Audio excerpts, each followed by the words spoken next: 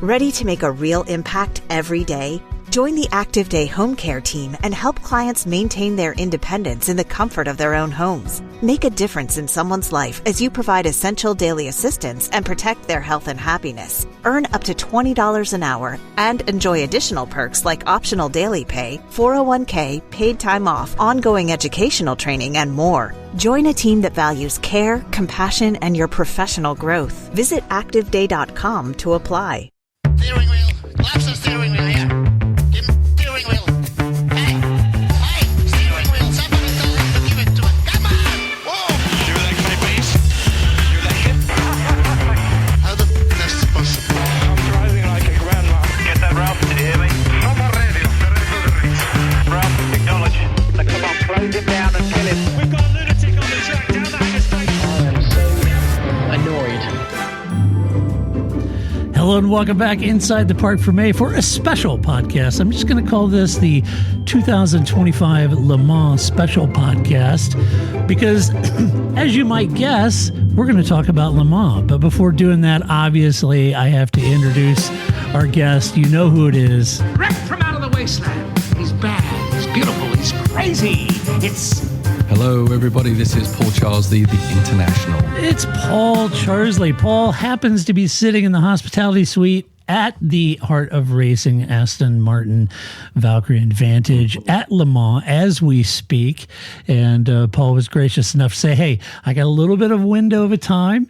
If you want to jump on and chat about Le Mans, we can. And I do want to chat about Le Mans, Paul, because you and the entire team, EM James and all the drivers, have firmly put your foot on the throat of Le Mans, at least initially, by securing pole position for the Vantage, the number 27 car. An awesome performance, a great performance by all the drivers, of course, but Mattia Drudy had a great run to pole and hyperpole and secured pole. So it's also the first year for the Valkyrie V12, and they've got two cars, the 007, 009 this year in the hypercar class. So they're up against some very stiff competition. It's their first year. Paul is over beavering through the details as we speak. So having set the table there, Paul, let me just jump in and say welcome to the podcast, and thank you so much for taking time. Bonjour. Bonjour, monsieur. Comment allez-vous? Yeah. Omelette du fromage. Oui. Oui. And I just want to talk to you up front about how your experience at Le Mans is going so far. Yeah, so far so good, right? Holy moly. Wow. Obviously, I've been here a couple of times now, but ramping up and adding the two Valkyries, it's like the program is 4 times as big. It's crazy coming back here from running the one car last year to them now, and it's not just more cars, it's the friggin' Valkyrie, you know? Yeah. So it gets a lot of attention.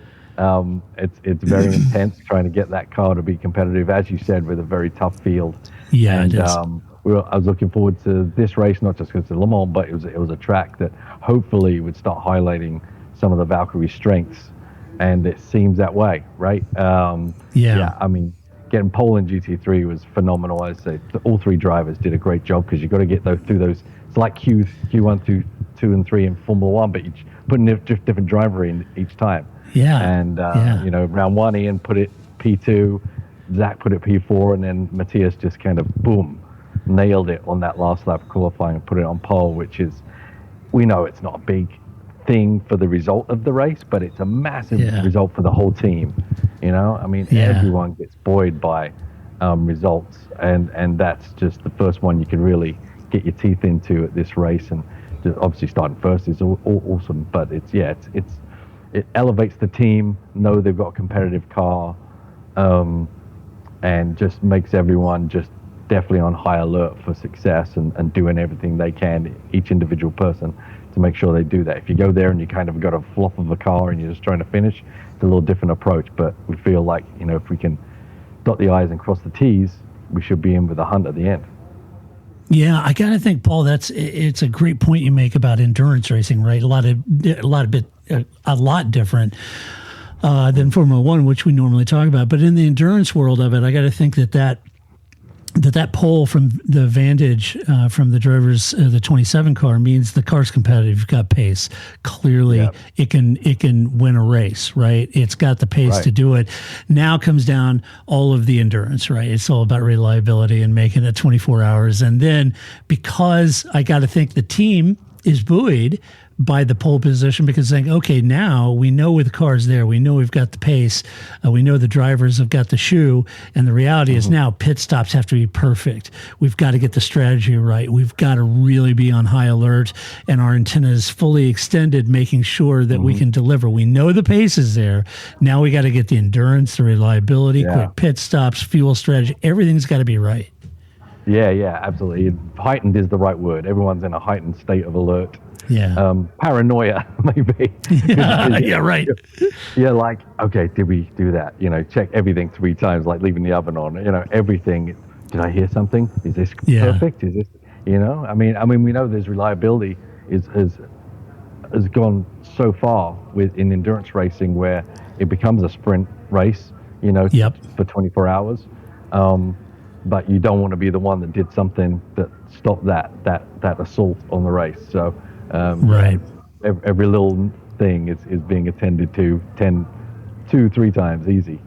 Yeah. And and that's one of the evolutions too, Paul, of that sport that I think has become fascinating over probably the last, I don't know, call it 20 years, is, and maybe even 10 years, more specifically 15 years, when you think of Audi, when they came in and won LMP and with the R8 and et cetera, and Toyota and those kind of things, is just how much of an actual sprint race this has become for 24 hours. It used to be, in the evenings, we could kind of pace ourselves a little bit. Now, you go 24 hours and the cars win by 3 seconds, 6 seconds. It's amazing.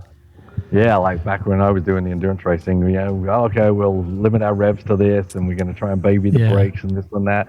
And it's just, if you start doing that, you go backwards. And we know in IMSA there's a lot more yellows and restarts, but at Le Mans they're trying to avoid that stuff. So gain the pace and gap you gain, you tend to keep more often here. So it's worth going for the pace to get your gap on your competition, and that can eliminate some competitors before you get down to the end, because ultimately you want as few people to really race against in that last couple hours as possible. And in that Vantage, when you look at the strategy, and I don't know, I've not been to Le Mans, it's like my ultimate favorite race, but I haven't been there. But when how different is it to say here stateside, when we talk about the 24 Daytona, it's dark for so long at Daytona. But I have been to that race with you a few times. And it always seems like to me the teams really felt like they could gain some, they can kind of gain some ground overnight, cool temperatures, tracks different. Is that the same for Le Mans? Do you feel like the nighttime is an area that, do teams feel like that's an area where they can gain? Yeah, I think it is. I think driver lineup is really important during the night. Obviously we got really strong. You have to run a bronze, a silver, and a gold in the GT3 stuff. And we've got very strong in all those categories, some less so. But those people, they can't avoid driving at night because, part of the... Drivers who switch and save with Progressive could save hundreds. With that kind of money, you could go big time on a fancy water bottle with ultra titanium alloy metal. You're not sure why you need all that. I mean, it just holds water. But you're getting it anyway, because if you're hiking near an active volcano and you accidentally drop the bottle into molten lava, your water will still be icy cold. Switch to Progressive and you could save big time for water bottles. Progressive Casualty Insurance Company and affiliates, not available in all states. Potential savings will vary. Rules is they have, every single driver entered after a certain amount of hours, and you just can't get away from it. So that's where you can use that talent in the car to bridge the gaps. No mistakes, obviously, is super important. But the mistakes are usually made at the night with the maybe less experienced drivers out there. There's a lot of... And there's a tire limitation too. that you have to take into account for what you can do. We have to triple stint tires because they don't give you enough to put new set on every time you stop. So during the night is when you're going to triple stint, and you've got to take care of your tires, but you still want that pace, and that's what hopefully the drivers and the handling of the car, the setup theory is get that car to work really good at night and make that gap. And in that vein, I know from a Heart of Racing standpoint, you got to be excited, you got to be buoyed by pole. But and having spent time with your organization, it's such a fantastic team, and Ian is just a great guy. And everything that you guys do as a team. But you guys are professionals. You guys have been doing it now a little bit. You've ran that Vantage for quite a while. You know the car. But you also got to look across the lay of the land. You've got some really other good operations there, some great race teams you guys are up against who execute on all levels.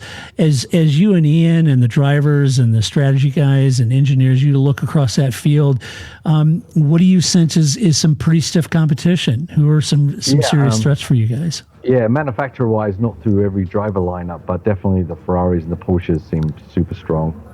Obviously, the Ferrari was who we were battling for the pole, so that's really good. The BMW with Rossi in it, he's a pretty good driver.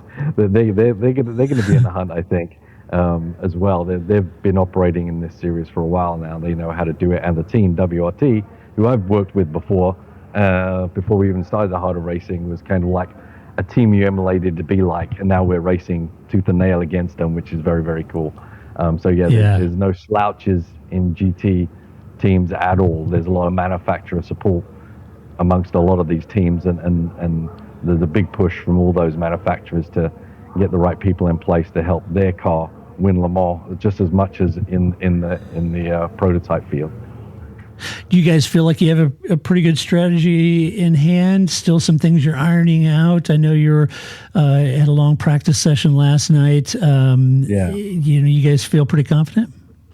Yeah, I think, we had a meeting today and we kind of ran out of things to keep thinking about. In the end, you can make so many predictions and plans, and we've got a skeleton of plan, or actually a lot more thorough than that. But there's just so much talking you can do. You got to wait to see how the race plays out. There's a strategy even at the beginning where which drivers are starting the race, and that's quite a mixture in the GT field, from bronzes to silvers to golds, and we're starting with Mattia. So that's where we make hay while the sun shines at this point. Try and make that gap, and then try and maintain it. Give yourself that cushion at the front end of the pack, and not be chasing anybody. Yeah. Okay, interesting. Let's flip over to the Valkyrie side of the garage. Yeah. So Valkyrie, good qualifying. Penske was Penske had an issue. Got you into Hyperpole 2 with the 009. A great run by Marco getting into Hyperpole 2. You guys start further back in the field, a little bit of surprise with the Cadillacs on pole. Good performance by them, showing some serious pace. This is your first year here, and I got to be honest with you, typically stateside, the coverage has been very Valkyrie heavy. You guys are getting a tremendous amount of TV time. And what's interesting, really, nobody really wants to maybe say the thing out loud, but the reality of it is just that Cosworth V12 sounds so good compared to all the other hybrid cars, and everybody is just falling in love with that car over at Le Mans. The parade, the social media posts about the Valkyrie, it looks awesome. I watched the scrutineering session where both cars and all three of your drivers were interviewed and did a great job, and you can see how excited they are. And Paul, I know that is a very much a European operation over there, and in your role, being so heavily in the U.S. and IMSA, what have you discovered between Heart of Racing Europe in that Valkyrie program versus Heart of Racing in the U.S. Valkyrie program. Are there some interesting synergies back and forth in your role that you're starting to map out to help that Valkyrie develop over time, how you run that Valkyrie in the U.S., and then how it develops over time to because this is your first year there, and you're up against Penske and Cadillac. You guys got some growing and learning to do on that side of the garage. What have you seen that those synergies between the U.S. and Europe? Yeah, it's because it's been all hands on deck at different sides of the water. Yeah. Since this whole program began. It's a very short time frame, shorter than probably should have been, to get the car on track and develop it and make sure it's ready, which is obviously why we didn't begin with the Daytona 24. So obviously on the UK side at the US factory, which is where the cars are actually built, the big push is always up to Le Mans. And so, getting enough parts built, getting all the development parts on the cars, but you can't forget the US side. We're not like a stepchild over there. So they've been working very well in sharing parts, information. Every time there's an update, the update has to go back and forth, that information sharing thing. But you can always make that better, right? And to make things better, make the flow of information better, you have to understand how that one side works and the others. And quite honestly, I haven't seen this side work yet till this weekend. So understand the format. They got more people. They got more people looking at squiggly lines on screens. But obviously they're running two cars. So I'm trying to dissect the car into two different areas to see, is there positions there that we need to be filling? Is there better information? I've found some things that we can do better. The push has always been get the car as competitive as you can and get through Le Mans, because it's the most important race of the year on either side of the pond. After that, things are going to kind of even out just a little bit as both teams go through the second half of their seasons. And I think that will improve, but obviously we had to let the European side just really focus on getting these cars here to this track and this event, and they have, and they did really well. I mean, I know we got into the hyperpole by a car being deleted, but we weren't very far off of being in there, and we got held up on our fastest lap anyway. And we still beat Toyotas and Peugeots and things like that, who are on their, third, fourth, maybe year of racing in here. So that makes us very proud to be able to actually come to this race for the first time. All these guys have never driven a hypercar at this track. It's not like every driver is new to hypercar as well. So I think the drivers did an incredible job. Drivers who switch and save with Progressive could save hundreds. With that kind of money, you could go big time on a fancy water bottle with ultra titanium alloy metal. You're not sure why you need all that. I mean, it just holds water. But you're getting it anyway. Because if you're hiking near an active volcano and you accidentally drop the bottle into molten lava, your water will still be icy cold. Switch to Progressive and you could save big time for water bottles. Progressive Casualty Insurance Company and affiliates, not available in all states. Potential savings will vary. That did an incredible job in giving them a car that they could do, and came qualifying. Marco just kind of gripped that steering wheel and just threw everything at it, and the team got it right for that and got us in the hyperpole. We weren't expecting to get pole, but to be that competitive is really good. I mean, our weak point this year has been qualifying. We feel in Valkyrie our race pace is stronger compared to others, or at least a lot closer in strength. So bring on the race for the Valkyrie. We obviously got to get it to the end. That's job one. Job two is to try and get it in the top 10. And I think if everything goes to plan, that's very possible. Management tires is super important on GT. It's also incredibly important on the hypercar side as well. And I think we've got a good handle on that in the extra stints that the tires have to do in the race. So we don't panic if we're not that far up. It's a long race, and when those cars get onto their third stint of tires, there's going to be some interesting pace differences and surprises maybe. Interesting. Obviously the key to this is a learning year is that pace that you had in qualifying. which you've improved on, trying to get into top 10. I got to think reliability is going to be a major issue, right? And this is a major factor for the Valkyrie to determine how hard can we punish this car, its first year at Le Mans, and can we punish it for 24 hours, and how solid is it? Can it take it, right? And my question on that, Paul, is part of, I'm guessing, I don't know this and you haven't shared this with me, but I'm guessing that part of that reasons of running the Valkyrie over stateside for those initial races is really to try to vet out that reliability, vet out the braking systems, vet out the transmissions, the gearboxes, those kind of things, and really put it through its paces, all leading up to Le Mans.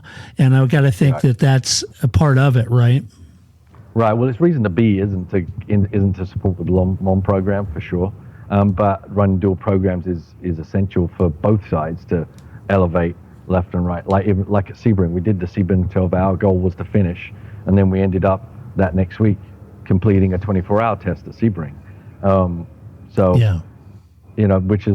Which was a massive run for us to do that far back in the program. Now we're even a few months further in the program. Hopefully any issues we had there we're actually fixing as well. So I hate to say reliability has been a strong point because you don't want to bring that don't out, want to jinx, but it hasn't been a negative. It hasn't thwarted our learning process so far, right? It's not like we've only been able to do 10 laps every weekend and we've been able to get a lot of mileage in and learn the car, which really is essential for the future of the car.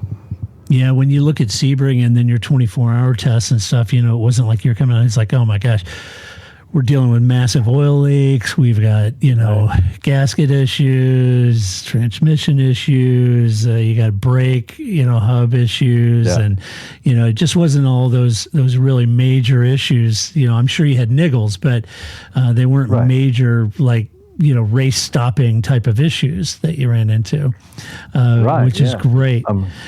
Yeah. And I would imagine, Paul, so go ahead. I was saying they're very complicated beasts, so there's a lot of things, electronics and everything to keep up, and working with a company like Cosworth, their heritage, you couldn't get any better, I feel. And they've definitely been a very solid partner in this program. Yeah. They definitely know how to make a lump. They've made a few. They've made a few in their day. Too true. So from the Valkyrie side, you've got the 007, 009. You've got a car that is in a learning year, first year. You've got some good pace there. Reliability seems to be pretty good. You've got some great drivers in those cars. I would imagine the strategy is pretty complicated. Knowing that, look, if everybody has issues and we've got pace and miraculously we win it, we'll take it. We're all for it. But the strategy on the Valkyries has got to be interesting in a two-car field, and how do we get, there to maximize that performance, try to get them in the top 10, knowing the competition you're against. I wouldn't want to be the person sitting down with an Excel spreadsheet to try to figure this strategy out. Yeah, and obviously with it being the first year, it's a little different than with the GT car, right? And the GT car, it's like, okay, we know the car has, heritage, know every nook and cranny and how it works and what it likes and doesn't like. And so it's push. With the Valkyrie, still, it's a different track than what we've run before. So we've got to go into it probably a bit easier and just kind of get some hours under our belt and see where we're at. As I said, once we get onto the multiple stints on the tires, it'll be good to see what we feel some of the other cars will do. Hopefully they'll come back to us a little bit. But yeah, definitely always goal one is to finish that race. And even though we have had good reliability, it doesn't mean we can't bring that into the conversation when we come up with our strategy and in protecting that reliability as well, because that's key. Yeah, I remember being at Petite and spending time with Alan McNish, interviewing him and Team Yost, and I remember talking to the main engineer, Rolf, I think his name was, a brilliant guy, but he was talking about how Sebring and how they use that for endurance testing and the mechanical elements of the car, because the sand and grit around the track at Sebring is quite a bit different than Le Mans. Yeah. It's more prone to get into the air intakes and the filters and clog those up, hamper airflow. And so they were looking at these finite little details about how you run that car and the kind of dust and dirt and bits that get into the air intakes of a Valkyrie at Le Mans would be different than Sebring, and all these little finite details of what it takes to win, right? Yeah, and, it's amazing what can scupper your run, honestly. Yeah. Things like not paying attention to how the rubber builds up and how those things accumulate, take away performance and overheat your car, those kind of things. Yeah, for sure. Yeah. Overall, Paul, you pretty happy with how, I know I texted you, I was asking where you think the Valkyrie's quick, and you're pretty happy with it. That question about the hybrids, the amount of torque, corner exit torque that the hybrids give versus a normally aspirated V12. Are you finding, maybe there are some difference between normally aspirated V12 and the hybrids and torque levels and those kind of things. But are you finding on balance that you're there? Yeah, I think so. There are differentiations, but the car really likes the high-speed corners. With the way the aero works, and the aero works different on our car than it does most. We have a lot more Formula One-like under tray, as you've seen, very sexy. The hybrids have something a little bit different, just because how the rules package works for them. The V12 allowed us to utilize that underside of the car, so our car will be strong in other points, probably in these fast corners where we're really sucked into the ground rather than on top of it. So they may get more straight line speed, maybe a little bit more coming out of the corners perhaps. So but luckily this track has a lot of fast corners where we can utilize its strengths. Yeah, so the Valkyrie probably likes the fast right-hander into Indianapolis more than it does Arnage, I would imagine. Right. And love the Porsche curve. Yeah. I mean, Marco just keeps talking about that. Yeah. Go down one gear and How's it do? How does it do on the Mulsanne curve where you turn right into and then lead into the Mulsanne straight? Does it like that curve? Yeah, I think the faster the turn, the better it is. Most grip. Yeah, the better. Absolutely. Yeah, that's super cool. How's the team doing overall? This is a grind for these teams, Paul. It's 24 hours, and a lot of people think, well, you got the 24-hour race, but I've been following along on. I've got the package that I've watched all sessions, right? You have the practice sessions, the hyperpole broken into 3. You've got night practice, day practice. This is a real grind on the men and women in this team. And you don't think about it because you lead up, they're already just had the stuffing beat out of them already when you get to the race, and then you got a 24-hour race. So how do you keep that team executing? Yeah, it is a grind, because they've been here. They were a week here before even the first practice session, right? Because we had to do the test and everything, setting up the garages, everything, getting the car prepped. They're living here for 2 weeks basically. It's kind of like a Indy 500 kind of thing, but a lot more, And you gotta not keep pushing. Give them their breaks. Make sure if you can, get people some free time, because else there's always something to do, but you got to pull back just a little bit. Ultimately when the race starts, it's probably their easiest day of the year. Apart from having to stay up, because hopefully every 40 minutes they do like 30 seconds of work, right? But their job is a grind up until that point. Lots of night sessions. No one's getting to bed before 2 a.m. leading up to the race. So it's something. You got to keep them motivated, keep them happy, give them a pat on the back just for being there, not just because they just happen to do something magical. Just give them a wink or whatever. So, it's good. It's good. Everyone's in it for the big picture. Yeah. How's Ian feeling? He's good, man. He's a dynamo. I don't know how he does it, because he's got the helmet on, he's driving, and then as soon as he's out, he's on the phone. He's got meetings, he's got press things, he's doing a video about the engine. He's all over the place, and I don't know how he does it. I really don't. I try and help him as much as I can, but him being the team principal is a mighty undertaking, but he takes it so well. He does such a great job, so it's really great to work with him, honestly. He's a machine, isn't he? He's a machine, but he doesn't lose his sense of humor. And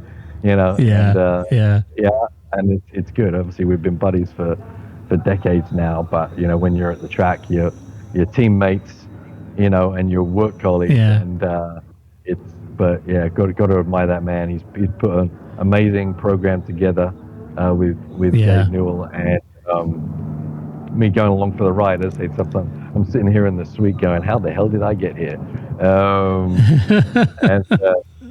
And I appreciate every minute of it. So it's good stuff. So it just makes me inspired. When you're in part of a program like this, as with probably most people in it, it's such a great group and program to be involved with. It just inspires you to go to that extra degree. Yeah. You're not like, you got to clock in, collide. You're like, holy cow, when can I clock in, collide? Because I want to keep going, and everything you do can make the team more successful, and that's just inspiring unto itself. Yeah. What's the weather forecast for the race? Yeah, it's supposed to be dry, but, they always say it always rains at Le Mans, so we don't count on anything. We haven't encountered any rain on the track yet. It's supposed to be a little cooler than it's been. It's been pretty warm here, so it's supposed to be 10 degrees cooler. So we'll see how that works, and that'll play into that tire management as well. Because with the GT car, you have one spec of tire. With the hypercar, you have different choices you can make, mediums and softs. So that strategy is also coming to play, and the weather is going to play into what choices you're making at that point too. Hey, speaking of tires, one thing I noticed, it looked like are the GT cars running Goodyears instead of Michelin's? Yeah, exactly. Yeah. Huh. And how do you see the difference between those tires? You guys are so used to running Michelin's. You know the Michelin's really well. How are the Goodyears doing? Yeah, the Goodyears do really well, honestly. Yeah, they seem to. Good. As I said, Michelin, we know, are a phenomenal tire company. Of course. And simply the best, and they're great to work with. But the Goodyear, I haven't heard any complaints about it. Really, they stand up just as well as the Michelin did on the GT car. Quite honestly, they do a great job. Very cool, very cool, excellent. All right, Paul, I know you're busy, and we won't keep you. But any predictions for the hyperclass? Well, hyperclass, I mean, you can't discount the Penske's. The Toyotas are weird. Or Ferrari. Ferrari. It seemed like they were destined to win another one, honestly. But I think some other teams hopefully will give them a bit better run for the money. But the Toyotas are a bit off, but it seems car dependent, not necessarily manufacturers. You can't count them out either. Alex, obviously in the front row, I mean, they're pushing hard for a good result. So that's the great thing about this series. If you haven't seen this series and the other races before now, it's so competitive. I mean, the races are it is off the charts competitive. People bouncing off each other. You don't know who's going to win, and that's going to carry on here at Le Mans. I think, after 12 hours, we'll probably see a lot more sharper picture on that. As I said, the time management thing is important. The qualifying was great, but it doesn't really show the full picture of how someone's going to race over 24 hours. Right. Mm-hmm. I would ask you about GT, but you're going for the win. So we're going for the win. That's it. Yeah, absolutely. So I know your answer on that. So that's awesome. All right. Well, Paul, thanks so much for coming on and giving us a little bit of time just to give us a little glimpse about your thoughts at Le Mans and what's happening, and wish you all the best. I'm looking for Ian to be on the top step of the podium and gaining yet another wristwatch of extraordinary value, which would be fantastic. Maybe he'd let you wear one of his other ones, and that would be awesome. But Yeah, right. All right. Best of luck, Paul. Thank you so much, and we look forward to getting you back stateside to review the race. And until we do that, this is Todd, aka Negative Camera, saying so long. That's it, man. Game over, man. It's game over. I don't feel I've got to prove at all. I don't really want to prove anything. I started as an amateur with no idea or no intention of becoming world champion. I was curious to find out what it was like to drive a car fast, to drive on a certain circuit, to drive a certain type of car.